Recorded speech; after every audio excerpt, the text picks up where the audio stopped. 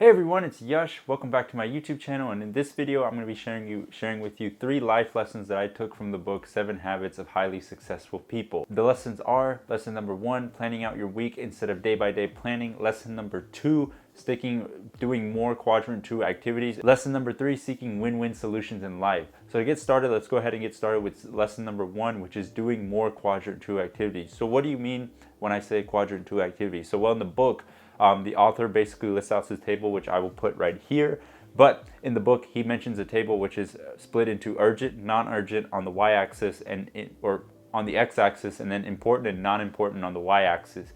So a lot of people, when they go about their daily life and just in general, a lot of the times we are stuck in the Quadrant 1 activities of doing things. Quadrant 1 activities are urgent but not important activities. Crisis management, deadline planning, anything that just seems to get caught up in our normal everyday life that we always that just comes up every time we go about our daily lives. They just always come up and we just never know what to do, and we're always in crisis management mode of trying to get these activities and get these things done in order to keep our life flowing at a normal state.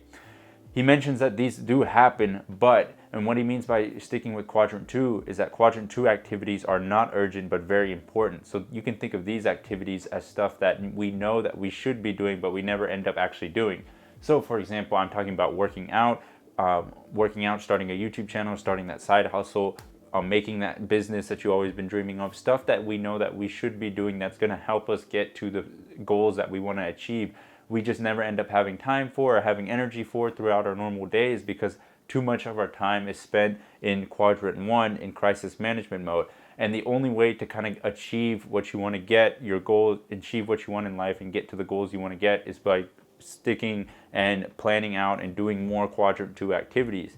And the only way to kind of get the Quadrant 2 activities to be more a part of your life and be able to have more time for them is that you need to plan out your week instead of day-by-day planning. So that jumps us into lesson number 2, which is planning out your week instead of a daily, day-by-day checkmark task management. So what the author means by a day-by-day, what he means by a weekly planning system is that no matter if it's Sunday or whatever day out of the week, you take that time, maybe an hour or 30 minutes, to just plan out a couple goals and a couple things that you want to achieve in the week. And by doing that, what you're doing is you're giving your mind and you're giving your brain a clear pathway on stuff that you need to get done.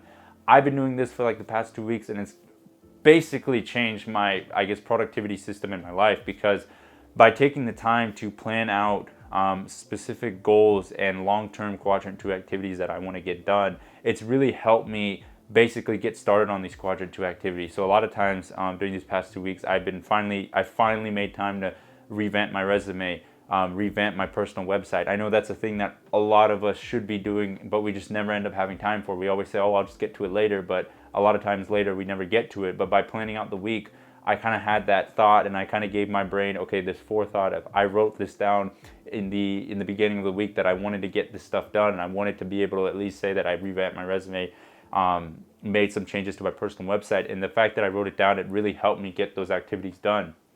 It also helped me plan more YouTube videos.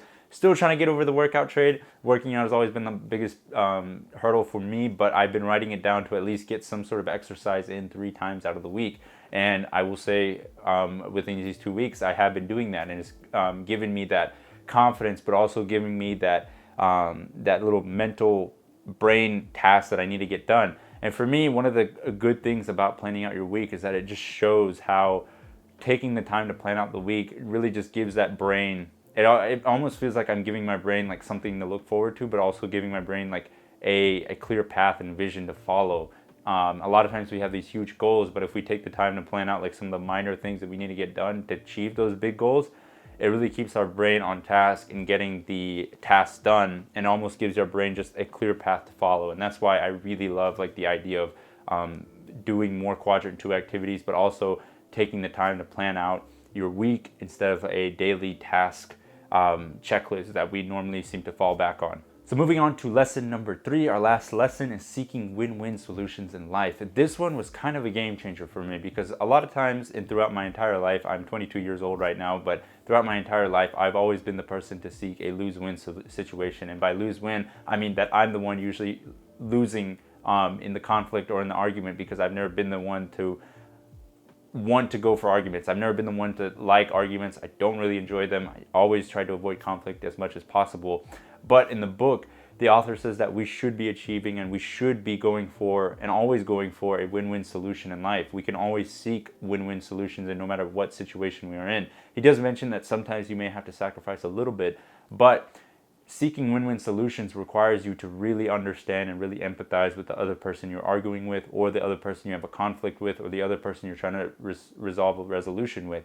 And kind of another lesson in the book, it's sort of seek first to understand, then to be understood. And if you take that mindset of seek first to understand, then to be understood, and take it into any argument or any win-win solution you're trying to go to, it's going to help you immensely in terms of trying to come to the middle and find a compromise that both parties will be happy about. And personally, I haven't been in an argument or conflict lately where I needed to been in an argument lately where I need to put this information into use, but just knowing that we can achieve a win-win solution in anything that we're going through in life has really just given me the power to really be powerful, that to stand my ground, to, you know, not give in to a lose-win solution when it just seems like it's the easier option, when I know if I put in just a little bit more effort, I can get the better win-win solution that will help me out in the long term, but also help out the other person I am having a conflict with. So lesson number 3, seeking win-win solution, has been a game changer in terms of my mindset change and just learning that, you know, it's okay to have a little bit of conflict right now, but we're hopefully going to come together in agreement that we're going to be in an actual better place than we were if we were arguing for two different positions. So lesson number 3, win-win, has been huge. And that kind of wraps up the 3 life lessons that I took from the 7 Habits of Highly Effective People. I know it's kind of funny, 3 life lessons from a book that literally says 7 Habits of Highly Effective People. But I really enjoyed this book. I thought it was a great read. It's one of the books that I've been wanting to read throughout my college career, but never had a chance to because I just caught up with other things.